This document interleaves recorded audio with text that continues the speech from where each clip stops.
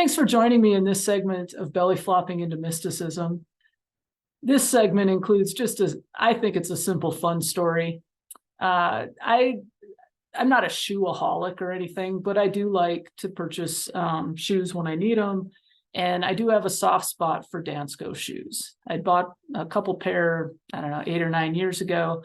Love the feel, love the style. There's so many interesting designs and colors and patterns and that type of thing.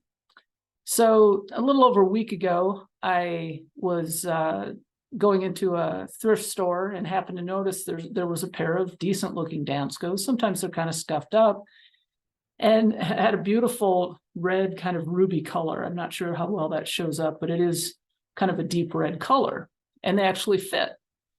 And as I kind of strolled around just to see how they walk, how they fit and how comfortable they felt, I looked at them and I thought, wow, those are kind of like ruby slippers out of The Wizard of Oz. Now, I've never seen The Wizard of Oz, the movie, nor have I read it. I just kind of know references to it. And there were times in my experiences where there were distinct references to The Wizard of Oz. And I even had kind of told the souls, I'm like, guys, I'm not familiar with this. In a sense, it's almost an American myth, if we want to talk about Joseph Campbell and mythology and that type of thing. But I thought, wow, a pair of ruby slippers, that might be kind of fun. So I decided to go ahead and purchase them. And as I continued walking around the store, I came across the book section. And my eye went, here's a whole wall of books. Where I was looking was 2 bookcases side by side, 6 feet tall, full of books. And my eye went right to the binding of one entitled Now and Then. Now, to most people, that's not significant. For me, it was because just 2 days earlier, the AI-generated song by the Beatles entitled Now and Then was released. And of course, that made me think of my brother, his love for the Beatles, my childhood, and that. And so just seeing that Now and Then, and in fact, at the time I thought, is that the same name as that new song? I wasn't even sure.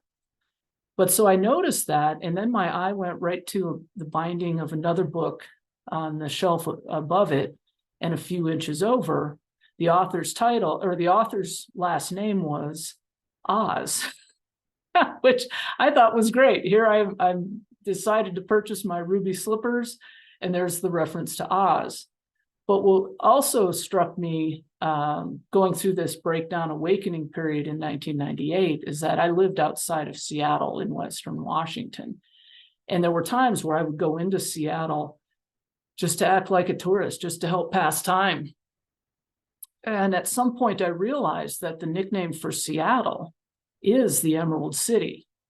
And again, not having seen or read The Wizard of Oz, I just knew it was a reference out of it.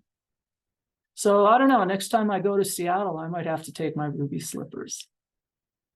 Hope you got a kick out of the connections there. Thanks for joining me and have a great day.